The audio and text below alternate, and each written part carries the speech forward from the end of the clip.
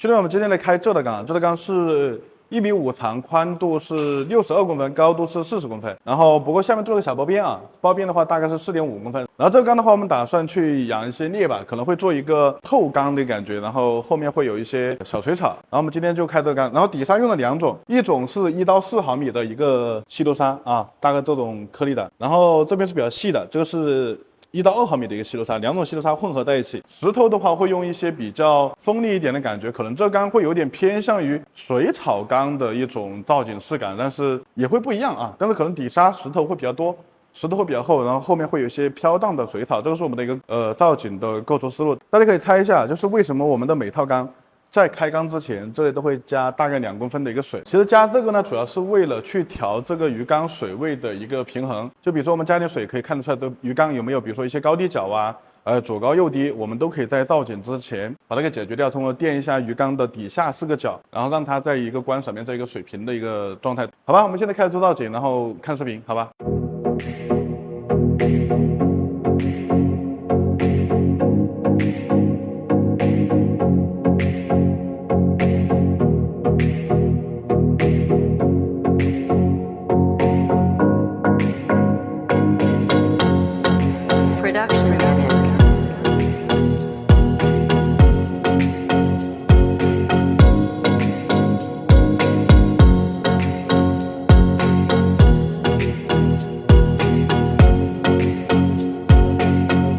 本来是打算放一根沉木的，发现那个沉木实在太丑了，然后就把沉木给取掉，重新直接摆石头就可以了。因为这样拉一根沉木呢，实在不是我脑子里面想要的那种感觉，所以我们就还是给它做了一个调整。这个缸用的石头真不少，总共用下来差不多用了200来斤左右的一个石头。这个时候发现有点矮了，在下面给它垫一个石板，再把它放上去，突出一下它的一个主体性。旁边另外一块呢也是一样，用石头给它垫高一下。反正做造景就是各种角度都自己尝试着去调换一下，看看它们的一个整体协调感会怎么样，比例感觉不合适的就给它调换一下，这样子它的一个层次感和接地感会更舒服一些。目前整个造景的一个大体骨架呢，基本上是已经完成了，然后就准备做一些细小的填充，把一些感觉缺失的地方呢，再去给它放上一些石头做个调整。这种原生风格的一个造景呢，就只要你的石头的调性用的差不多，然后整体的摆放呢有一定规律性，它基本上出来也不会太丑。再看一下整体的一个细节，就可以去做一个底沙填充了。现在看起来会比较裸露感，加完底沙以后就会好看了。因为后景的话会种比较多的一个水草，所以的底沙用量的话也会比较大一些，这样子的话它到时候扎根才会比较稳。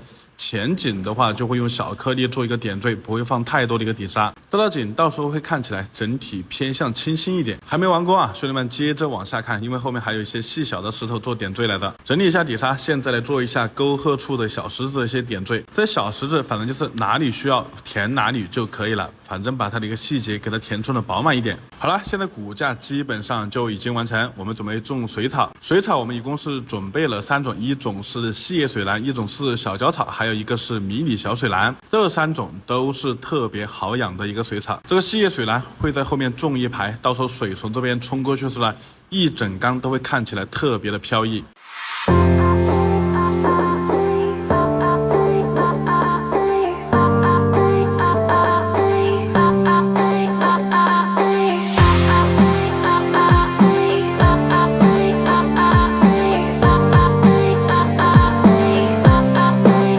脚草和迷你小水兰呢，我们会种在一个中前景的位置。种草太枯燥了，我们直接加水之后再给大家看一下这个缸的成景效果到底是什么样子。好了，兄弟们，现在开始加水。这样加水是不是很有意思？一边很清澈，一边特别浑浊。加一部分水以后呢，我们就可以一边加水一边抽水，这样子缸里面的水的话会干净的特别快。这就是加满水之后的一个效果了，兄弟们。不过现在水草的状态会差一点。好了，现在开始打开水泵循环一下，再拍个视频给大家欣赏一下。